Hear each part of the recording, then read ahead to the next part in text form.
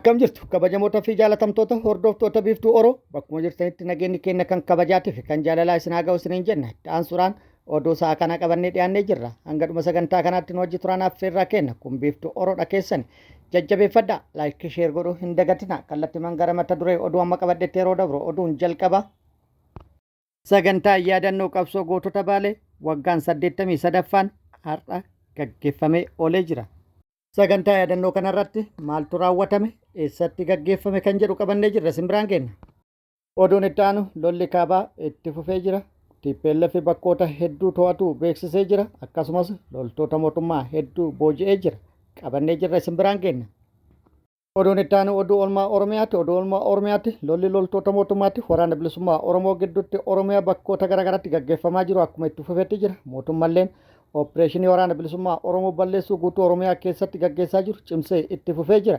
Loltoota mootummaan maqaa opereeshinii waraana bilisummaa Oromoo gaggeessuu jechuudhaan bobbaasu waraanni bilisummaa Oromoo hadhee itti hidhuudhaan haleellaa irratti raawwatu cimsee itti fufuun hedduu hojiin ala taasisuun loltoota hedduu boojuun meeshaalee waraanaa hedduu hiikkatuun injifannoo argatu itti fufee jedhee jira isin biraan kenna. Oduu biyya alaatiin Iraanii fi Ameerikaan akkuma wal dura dhaabbatanitti kan jiran yoo ta'u Iraan gara mariitti dhufuu akkasumas marii itti dhimmamuudhaan gaggeessaa kan jirtu ta'uu pirezidaantiin Ameerikaa Doonaald Tiraamp beeksisee jira. Haala amma jiruun lollis waan ka'u hin fakkaatu. Ameerikaan gaafa gara Iraanitti meeshaa waraanaa fe'attu guyyaa tokkollee waan bultu hin fakkaattu ture. Garuu amma tasgabbooftee rakkoo jiru mariidhaan furuu waan barbaadde fakkaata. Dabalata odeeffannoo kanaa qabannee jirra isin biraan kenna. Guutuu oduu kanneeniitiif kan biroo wajjin isin wajjin ka turu ani Bariisoo Ganamooti. Guutuun oduu wal duraa duuban akka itti aanu kanatti isiniif dhiyaata. Wajjin turuudhaan itti booharan affeerraa kenna itti boohara. Sagantaan yaadannoo qabsoo gootota Baalee waggaan 83ffaan gaggeeffamee oolee jira. Sagantaan ayyaana yaadannoo qabsoo gootota Baalee waggaan 83ffaan dhalattoota Oromootiin Masri Kaayirootti yaadatamee kan oole yoo ta'u sagantaa kana irratti keessummoonni garaagaraa argamanii jiru. Akkasumas kabaja guyyaa yaadannoo qabsoo gootota Baalee kana irratti sagantaaleen garaagaraa gaggeeffamanii jiru. Sirna kabaja ayyaanaa kana irratti barruuleen seenaa qabsoo Baalee dookumentariin fi akkasumas qabsoon Oromoota Baalee dhiyaatee jira. Sirna kabajaa kana irratti guyyaa yaadannoo qabsoo gootota Baalee kun jajjabeeffamuu akka qabuu fi haala qindaa'aa ta'ee fi akkasumas haala waaltaa'aa ta'een akka kabajamu xiyyeeffannaan itti kennamuu akka qabuu fi irratti hojjetamuu akka qabu yaadni itti kennamee jira. Guyyaan kun guyyaa dagatamuu hin qabne yeroo dheeraaf dagatamee turee jira. Amma haala kanaan kabajamuun isaa yaadatamuun isaa bu'uura qabsoo Oromootiif akkasumas seenaa qabsoo Oromootiif bakka kennuudha jechuudhaan yaadni itti kennamee jira.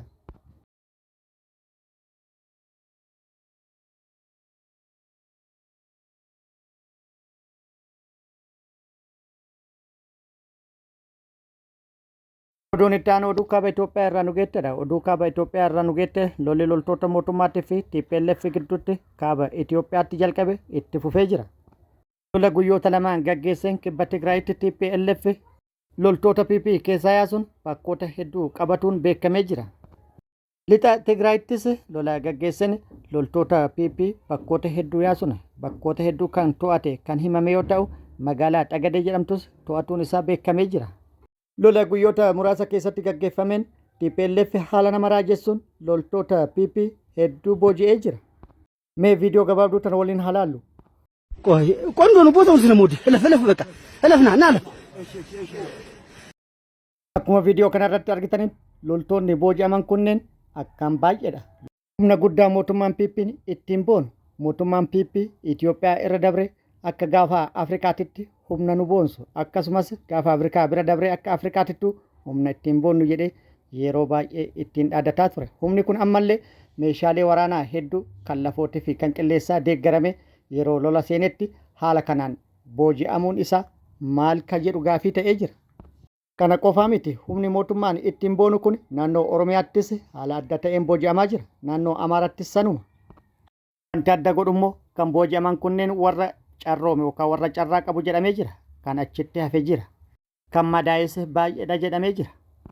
Kan viidiyoo irratti amma argine kun kan adda tokko qofaati. Kan adda garaagaraa irratti booji'aman meeqa akka ta'e walitti eda'anii ilaaluun gahee warra booji'eeti.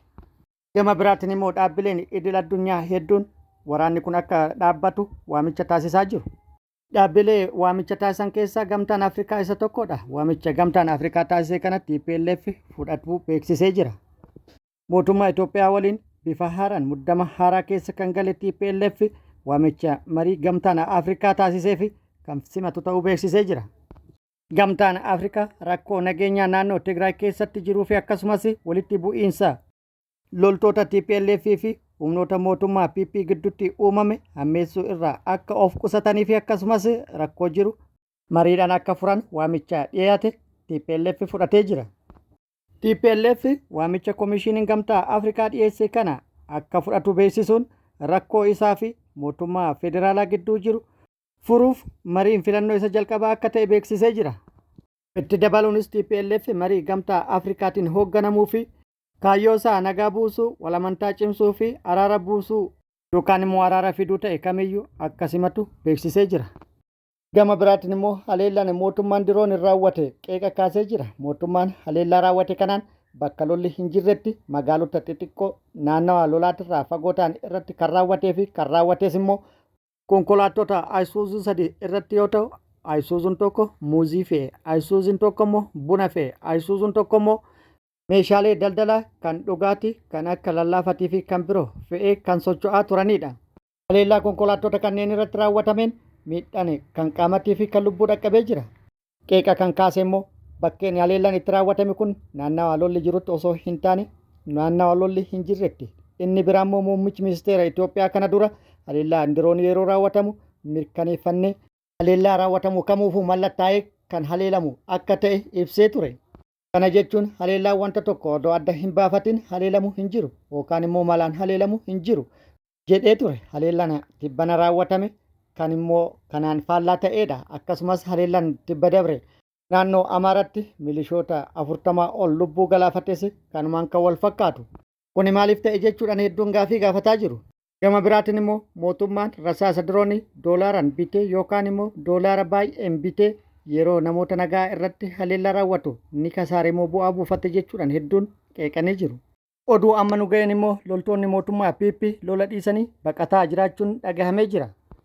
Loltoonni raayyaa ittisa biyyaa kaaba biyyattii keessa jiran bakkoota gidduu kana TPLF lola irratti banetti qubsiifamanii turan lolichi humnaa olitti ta'uudhaan akka baqatan ajajni dabree fi baqataa jiran jedhamee jira.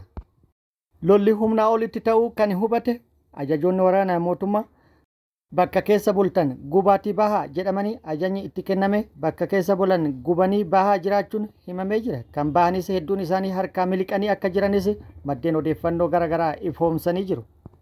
Kanarraa kan hubatamu humni TPLF qindaa'aa fi humnoota garaagaraa of keessaa qabaachuu fi meeshaalee garaagaraa gurguddaa fi baay'ee ammayyaawaa ta'an fayyadamaa jira jedhamee jira. Oduun itti aanu oduu oolmaa Oromiyaati. Oduu oolmaa Oromiyaatti lolli loltoota mootummaatti waraana bilisummaa Oromoo gidduutti deemaa jiru akkuma itti fufetti jira. Mootummaan humna guddaa maqaa sakattaa waraana bilisummaa Oromoo jedhuun guutuu Oromiyaa keessatti bobbaasuudhaan duula gaggeessaa jiru cimsee itti fufee jira. Waraanni bilisummaa Oromollee isa maqaa opereeshinii waraana bilisummaa Oromoo gaggeessu jedhuun bobba'ee irratti haxxee hidhuudhaan haleellaa raawwatuun miidhaa guddaa dhaqqabsiisuu itti fufee jira. Gama biraatiin waraana mootummaa mooraa waraana mootummaatti itti dhaquun tooftaalee garaagaraa gargaaramee haleellaa irratti raawwataa jiruun miidhaa guddaa dhaqqabsiisaa akka jiruu fi mooraalee waraana mootummaa hedduu barbadeessaa jiraachuu beeksisee jira. Lola bakkoota garaagaraatti deemaa jiru irratti loltoota mootummaa irratti haleellaa raawwataa jiruun loltoota mootummaa hedduu miidhaa qaamatii fi kan lubbuu dhaqqabsiisuu beeksisee jira. Meeshaalee waraanaa hedduus hiikkachuu beeksisee jira. Akkasumas mooraa waraana mootummaa hedduu hojiin ala taasisuun konkolaattota loltoonni mootummaa ittiin socho'an hedduullee hojiin ala taasise jedhee jira. Kun akkuma jirutti ta'e waraanni bilisummaa Oromoo Baashaggar aanaa Liiban Cuqqaallatti gaafa amajjii 30/2026 tarkaanfii fudhateen miidhaa dhaqqabsiise jedhee jira. Magaalaa guddoo aanaa Liiban Cuqqaallaa kan taate magaalaa Adulaalaatti kan argamu mooraa waraana mootummaa kan bakka addaa gabaa Jimaataa jedhamuun beekamutti argamu irratti tarkaanfii fudhateen miidhaa dhaqqabsiisuun injifannoo argadhe jedhee jira.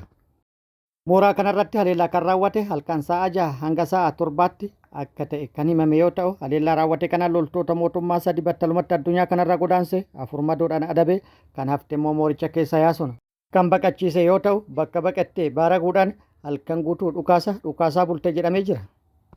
Haaluma wal fakkaatu waraanni bilisummaa Oromoo zoonii kibba baha Oromiyaa Arsii baha aanaa jajuutti guyyaa kaleessaa jechuun amajjii 31/2026 haleellaa humnoota mootummaa irratti raawwateen miidhaa dhaqqabsiise jedhee jira. Haleellaa kana kan raawwate aanaa jaju ganda hangodachee iddoo addaa Mindabaraa jedhamutti humnoota mootummaa maqaa sakattaa waraana bilisummaa Oromootiin jettee bobbaate irratti hattee hidhuudhaan haleellaa raawwateen miidhaa qaamattii fi kan lubbuu dhaqqabsiisuu beeksisee jira. Haleellaa raawwateen loltoota mootummaa battalumatti addunyaa kanarraa godaansisu 5 immoo madeessuun meeshaalee waraanaa hedduus irraa hiikkatu waraanni bilisummaa Oromoo beeksisee jira. Walumaa galatti lolli tibbana guutuu Oromiyaa keessatti bakkoota garaagaraatti fufteedhaan kan deemaa jiru yoo ta'u, lola bakkoota garaagaraatti deemaa jiru kana irratti waraanni bilisummaa Oromoo loltoota mootummaa hedduu booji'ee jira. Loltoota booji'aman hedduu isaanii viidiyoo kan qabnu yoo ta'u, hedduun isaanii haala asirratti dhiyaatuu danda'uun kan hin mijanneedha. Isaan viidiyoo irratti argitan kun immoo warra galii ta'an yoo ta'u, isaan kunniin warra carroomeedha. Kan carraa kana hin argatin hedduudha. Kunniin immoo haala argitan kanaan kabajaan simatamanii jiru. Bakka lolli itti gaggeeffame kanaan wal qabatee gama mootummaatti maaltu jedhame kan jedhu odeeffannoo argachuuf yaallee turre waan jedhame hin argine yookaan immoo wanti jedhame hin jiru. Yeroo odeeffannoon nu ga'etti kan isiniin geenyu ta'a.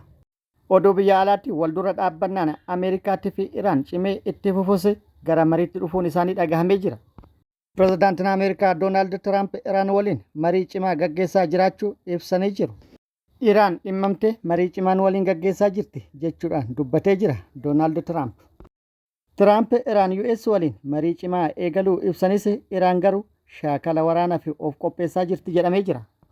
Shaakala waraanaa immoo kan gaggeessitu haala adda ta'een Chaayinaa fi Raashiyaa waliin jedhamee jira. Shaakala galaanaa kanas kan gaggeessan bo'oo Hormuz keessatti akka ta'es himamee jira.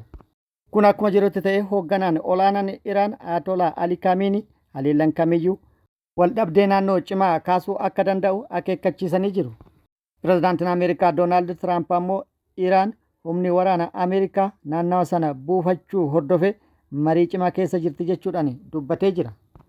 Itti dabaluunis mariin kun bu'a qabeessa akka ta'u abdiin qaba jedhee jira.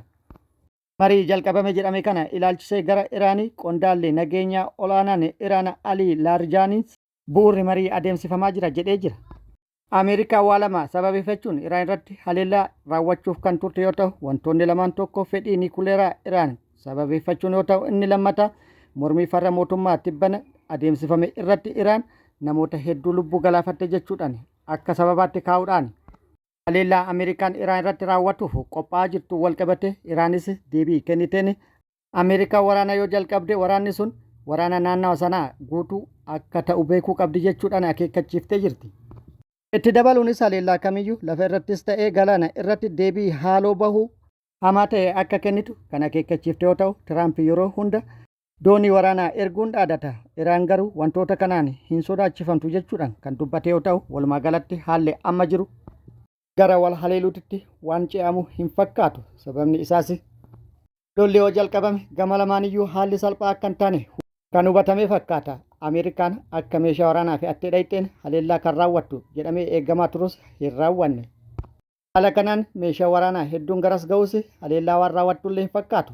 Humna guddaa waraanaa kana achi kaleessuudhaan ittiin doorsisuu fi Iraaniin harka micciirtee gara mariitti fiduuf jechuudhaan hedduun yaada kennaa jiru. Mariin pirezidaantii Doonaald Tiraamp jalqabame jedhees kan jalqabame pirezidaantii Iraanii fi pirezidaantii Masrii gidduutti bilbilaan akka ta'e dhagahamee jira. Kabajamoota fi jaalatamtoota hordoftoota Biiftuu Oroo oduu namaaf qabadde kana hanga ammaa kana guutuu oduu wajjin isin wajjin kan ture ani Bariisoo Ganamoodha. Hanga yeroo itti aanutti deebinee wal agarrutti nageenyi Rabbi isiniif haa baay'atu. Nagatti nu turaan hawwii kennaa nagatti nu turaa.